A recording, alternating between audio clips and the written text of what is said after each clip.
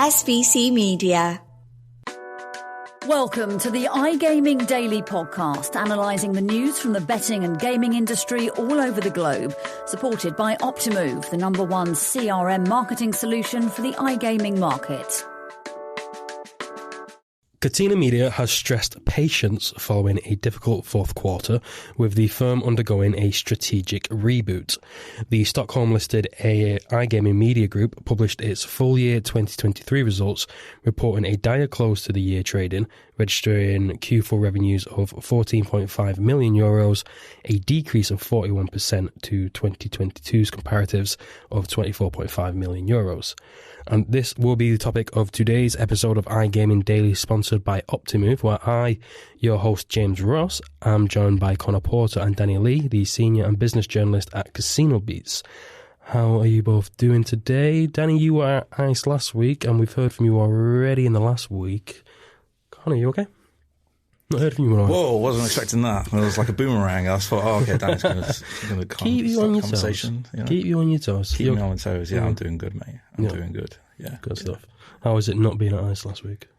A bit lonely, being at home. Not coming into the office and seeing all of you, but we got through it in the end, didn't we? And, yeah. I mean, I was in London in spirit, but then I was just cooped up in a hotel. Oh, okay. Just suffering from that COVID. Oh, that's a bit unfortunate, isn't it? But yeah, didn't have room service. But oh well. But Danny, you was at ICE. Good time. Seemed good from when you was on the podcast when I was listening to it in my ill bed. Yeah, definitely. It was. I think my week was a lot better than some, especially yours, James, obviously. And yeah, it was good. My first ICE. Unfortunately, the last one in London, so it's a bit up in the air whether we'll be there next year, hopefully so. And yeah, it's good to be back, and it's good to be healthy, James, as well, I'll tell you that. It is good to be healthy. And don't rub it in. Because we're in an enclosed studio right now, and I might just direct any coffee your way. But bit of time off work wouldn't hurt. He whispers down the mic. No, I was actually quite good to be quite ill last week, because I had so much planned and so many people I wanted to meet, and kind of just spread the word of the podcast, and it was a shame. I think I managed to get to the Excel for about 20 minutes, because I think I was dropping something off for our producer, Anaya.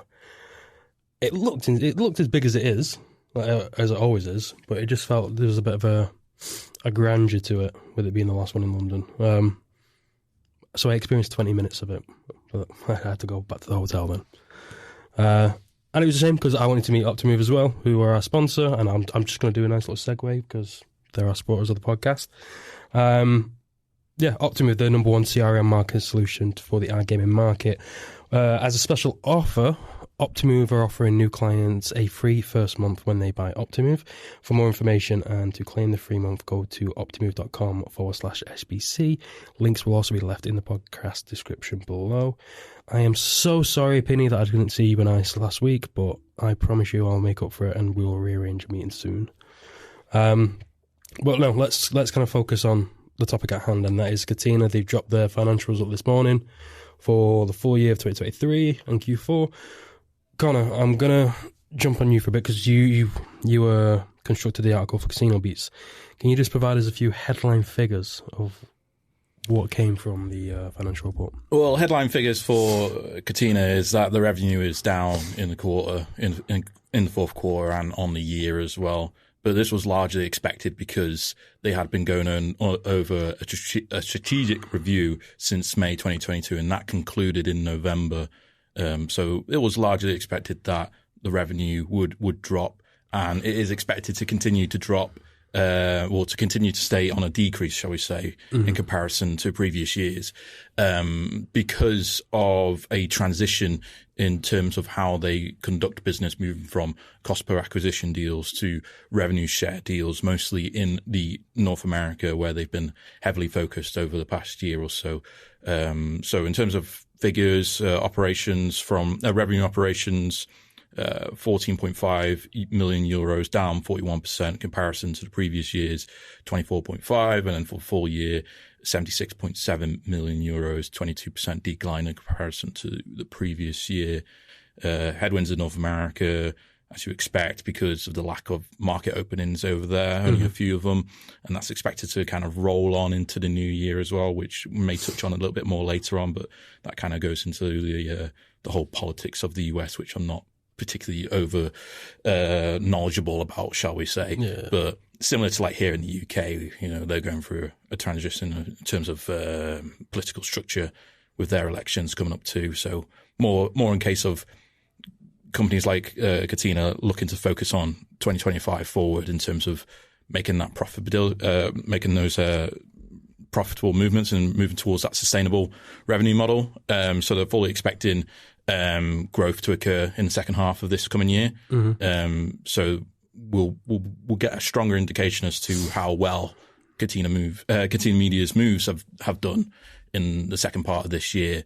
But we'll kind of get a first indication of it closer to probably about July time when the second quarter results come through, just to see how, you know, the first initial 6 months of this year has gone. But we're focusing on the past quarter, the fourth quarter of 2023, and the full year as well. So yeah, it's going to be interesting to see how Catena navigates. But one of the ways that they want to navigate, which was headlined in their actual financial report, is through tech and AI investments. So it's worth diving further into that, I think. So it's something we'll dive into a bit later on in the podcast. I just want to kind of jump to you, Dan, and just kind of get your opinions on these financials. What are your key takeaways from them? Well, it looks like a lot of sort of the declines have been put down to, like Conor said, the sort of restructuring going on at the company, a bit of an overhaul there. I mean, during the fourth quarter, they appointed a vice president of corporate strategy, I think, so to sort of oversee the restructuring stuff there. They've repurchased shares and completed a share buyback program as part of the restructuring and sort of strategic review, as well as sort of launching online sports betting affiliation in Maine when that market launched, and agreed to sell its Italian online sports betting and casino assets for just under 20 million. I think it was 19.8 million euros. So there's lots of stuff going on. Obviously, when you're focusing on those efforts and the costs that are involved with all of those different moves as well, you think it does make a little bit of sense for there to be declines. However, I think the significance of the declines, you're looking at sort of sports revenue falling by 55%, with casino revenue also falling by 28%. Those are quite substantial figures there, and obviously quite hard hitting for shareholders, would you say? Yeah, it's good that you actually mentioned the shareholders. Like, what's been the response from them? Because again, Catena, like mentioned, there's a bit of patience that's going to be needed for this, and that's from the stakeholders as well. But I mean, when there's such big kind of these big drops in percentages, I mean, you can only say patience so much, because alarm bells start to ring. Has there been any kind of leadership voices that's come out since this? Maybe Michael Daly? Yeah, so Michael Daly's sort of come out and said that it is, well, just again using that line of the fact that it's a strategic review and it's going through, you could say, a troubling time at the minute, just with the different impacts going on, especially in the North American market. I think they'd sort of named like a lack of new depositing customers as being quite a hindrance on the business, particularly in the fourth quarter. And lots of other different factors as to why, and explaining why there are such declines. And Michael Daly, CEO, came out and said that his message is that the goal is in sight. They're going to be a leaner, nimbler, multi-channel Catena Media with the knowledge and technical infrastructure to thrive in our core regulated markets and to deliver a return to growth in the second half of this year. So they are sort of encouraging stakeholders to just, like you said, be patient, keep the faith with the company, and they've outlined many ways in which they're hoping to actually, overturn the deficit. Conor, you mentioned tech and AI, and part of your article, I think it's the last sentence actually, You state that once tech and AI integrations are completed, Catena leadership expects double-digit organic growth in both revenue and adjusted EBITDA for 2025 and 2026 at group level. Can you just explain a bit about this this tech and AI integration and the emphasis that Catena Media have put on it for growth? Yeah. So Catena, in the third quarter, I believe it was, they began a joint venture with. They'd not named the AI company that they've begun the joint venture with, but it's essentially part of that strategic growth, as I mentioned, towards the second half of the year. Given that the US market, or the North American market, has been their main focus, and the fact that we're not really expecting like major markets to open in between now and 2025, once the presidential elections have wrapped up in the US. There may be a bit of a plateau, really, in terms of new market launches, and that could have an impact on such a company like Catena Media, because of the fact that they are positioned, as an online affiliate marketing company, so they depend on operators to come to them, and it just depends as well with them how many of these CPA deals that they have at the moment can they transfer over to revenue shares to try and bolster their revenue up that way, because that's the direction that they really want to step in. And as you said, investments in tech and AI is probably the best way to go if there's not going to be any more new market launches. But it's difficult to say if it's going to be the right direction, because so many variables come into play, especially with tech and AI, and trying to get to well, they say in their position here in the US, when they were facing headwinds, it was because of stiffer competition as well. So is an admittance there from Catena that, although they are one of the best, they are acknowledging that the competition is rising over there, with the fact that, I don't know if you could say it goes hand in hand with the fact that the market is plateauing a little bit in the US in terms of market launches. But yeah, it's a unique approach, I think. I'm not too sure how many people are kind of like going in this direction, although we've not really had many Q4s to begin with so far. But it's certainly going to be a bit of a challenging year to begin with, as Catena has admitted within their results. And as I already mentioned earlier, we'll have to probably wait until after June, July later this year, in terms of what kind of direction they are going in, if they want to revise their 2024 to 2026 long-term financial position, and to determine how well this is going so far. So and a bit of a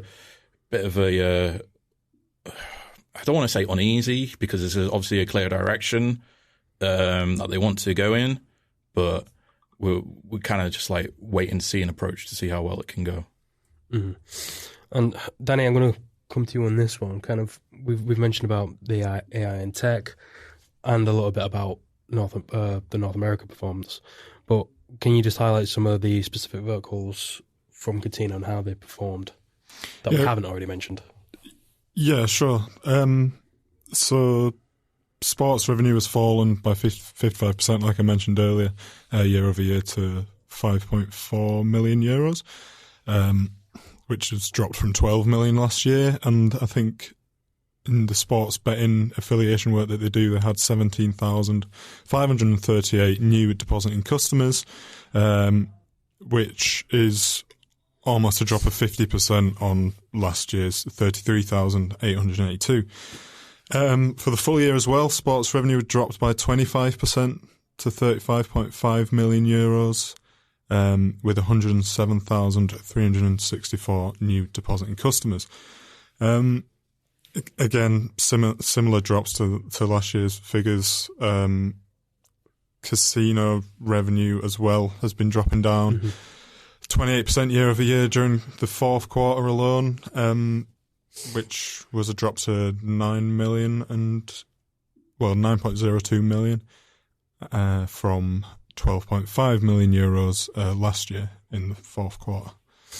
Now, looking at a more general look at the fourth quarter, you have revenue from continuing operations of 14.5 million euros, which is down 41% in comparison to the previous year's 24.5 million euros. And for the full year, revenue stood at 76.7 million, which itself is a 22% decline year over year from 2022's 98.6 million. In North America, revenue had fallen by 43%, and that's in Q4, and for the full year it fell by 21%. And that is such a huge portion of the business as well. So that's 85% of Catena's total group revenue comes from North America. And another interesting thing to note is how these cost per acquisition deals are still like the biggest part of the business by quite a long way. So I think 80% of their business is currently being done through cost to acquisition deals, with then, I'm fairly certain, 17% of the deals coming from revenue. And obviously, they're trying to switch that up a lot with this sort of strategic review and trying to, like I touched on earlier, sort of reduce the deficit in the second half of the year, trying to get more of those revenue deals. But you do wonder whether operators are going to be willing to sort of switch over from cost to acquisition. I wonder if operators are going to be willing to switch over from cost to acquisition deals to revenue sharing when it probably does mean that they're going to be providing or paying more for Catena's services. Yeah, and kind of just to kind of round off this half of the show, you've already kind of provided a bit of foreshadowing to the next few months, but we are expected to get quite a few Q4s and full years financials from others in the industry in the next week or so. Can you see Catena's performance as a foreshadower for others? And what else do we expect from Catena for over the next 12 months, not just the next 2 quarters? Yeah, it's difficult to say if it's going to be like foreshadowing others because, you know, others in different spaces operate in different ways. But in terms of like looking ahead a little bit more, you know, they've got North Carolina launching online sports betting in March, which will be another big boost in terms of operator spend with Catena Media when it comes to marketing in that state ahead of its launch and post-launch as well. Whether or not that'll have an impact depending on the sports schedule in North Carolina. I know that the NFL season's over as well as the college football season, and they've got quite strong teams in that state in the Carolina. So it's a wait and see approach on that really. But then on top of that, we've also got the launch of the regulated market in Brazil. So that could be another big opportunity for Catena to try and push it further into that market and take advantage of the launch of the regulated operators in that region. So yeah, we'll wait and see really in terms of how Brazil reacts. But obviously, there's been huge emphasis on the player base that is available for operators and affiliates alike in Brazil. So there's huge potential in that market for them to have a good success there. Perfect. Cool. Right, we're going to take a quick ad break, and when we come back, we're just going to do a quick whip around on casino beats and slot beats to see some of the biggest news which has been circulating probably over the last week or so. Yeah. Perfect. Right. See you after the break. Brazil, a global economic powerhouse, deeply passionate about sports, and now home to one of the hottest markets in gaming. And we're giving it the full SBC treatment. Join industry leaders, market experts, and all the major players in the country for 3 days of content, exhibition, and epic networking at the first ever SBC Summit Rio. Welcome back. So, yep, the first half we touched on Catena Media, and just to round off the podcast, we're going to do they call it a round robin or a sweepstake of? I don't know. I wouldn't say it's a round robin unless we're trying to knock each other out. You know, like who's got the best story? Who's got the more knockout story? I'll go with that one. We'll just go around both these and just reel off some of the biggest stories that have hit the Casino Beats and Slot Beats news sites over the past week or so. And Danny, we'll jump to Slot Beats because we don't really tend to talk about Slot Beats that much on this podcast, which is an absolute shame considering I used to be the writer on it.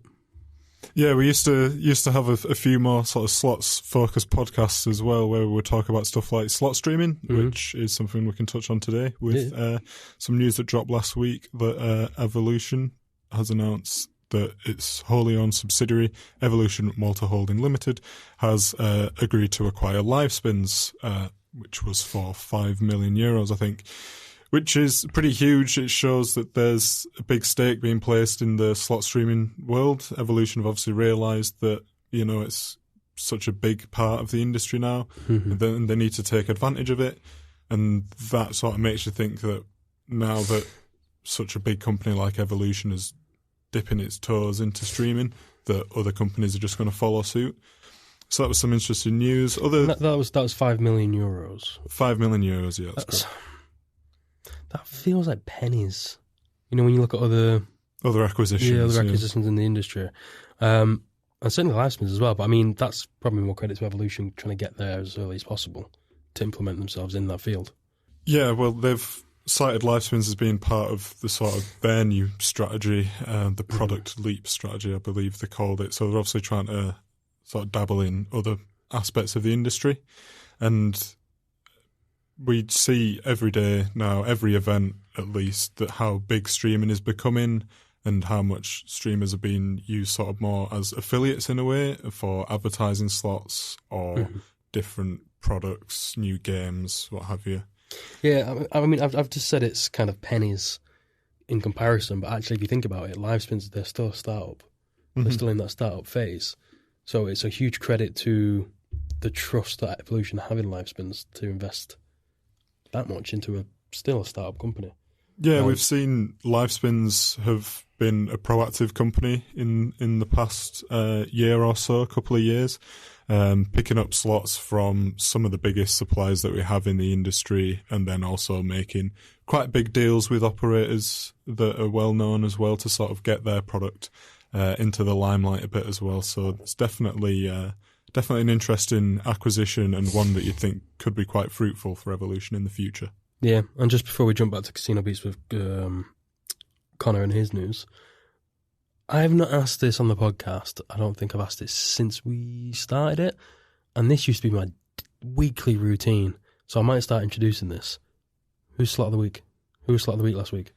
Slot of the Week last week, we had a new game from High Five Games, 88 Drums, so released obviously in time for the Chinese New Year, Lunar New Year festivities last weekend. Very feature-rich slot. Lots of exciting sort of power bets in there as well to enhance your play, as well as sort of two, I'd say hold and win style, but sort of bit more elaborate than that. And yeah, certainly an interesting title and sort of a seasonal one as well. Is always good to use for our Slot of the Week, especially just before the festivities at the weekend. No, yeah, perfect. I'm just looking at it now, and I will be playing the demo after this, and I'll also put a link to this article in the description below so people can access the demo. Conor, back to Casino Beats. Give me two of your biggest stories. Two, yeah. I was going to say one because I just said to Danny, give us a story, but then because I asked about Slot of the Week, it felt unfair to just ask you. Well, I covered so many financials last week. I don't know if we want to talk even more about financials. Why don't you? No, maybe not. Okay, give me one story, and if I determine that it's not big enough, I'll ask for another one. Well, close to the end of last week, Flutter Entertainment put out a gaming innovations competition as its UK and Ireland brands are looking to partner with a startup to improve how they serve the female gaming community. And it's, Skybet, Paddy Power and Betfair looking to collaborate with a company through their Alpha Hub program to produce a female-focused gaming product for the UK and Ireland markets.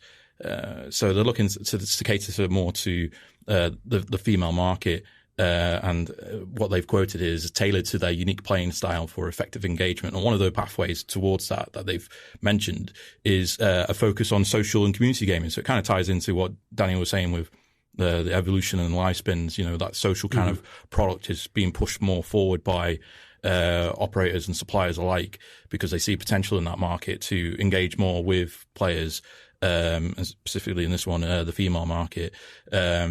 And within its brief, Flutter have said that they are looking to offer commercial partnership with Flutter to scale the solution across UK and Ireland, participate in a demo day to showcase their business to investors, technological experts, and Flutter leadership, gain access to workshops and networking, and access to the Alpha Hub startup support as well. So it's quite a unique opportunity to provide a product for female gamers focused on the female gaming market. So yeah, it's quite a good what's the word, initiative from Flutter in this situation here to provide something more for the gaming market. Perfect. I will let you off, not because I think we could get another story in there, but timing. Oh, timing has saved you. What a shame. You've been saved by the bell, my friend. Because that is all we've got time for today. Conor, Danny, thank you for talking us through Catena and what's been going on across both the websites. To the listeners out there, if you want to find out more about the topics that we've discussed in today's podcast, click on the links in the description below. But apart from that, make sure you tune in tomorrow for another episode of iGaming Daily. Thank you and goodbye. Thank you for listening to today's iGaming Daily podcast, supported by Optimove, the #1 CRM marketing solution for the iGaming market. If you want to find out more about some of the subjects raised today, feel free to explore any of the sites in the SBC News Network or check out the latest edition of the SBC Leaders magazine. Happy reading.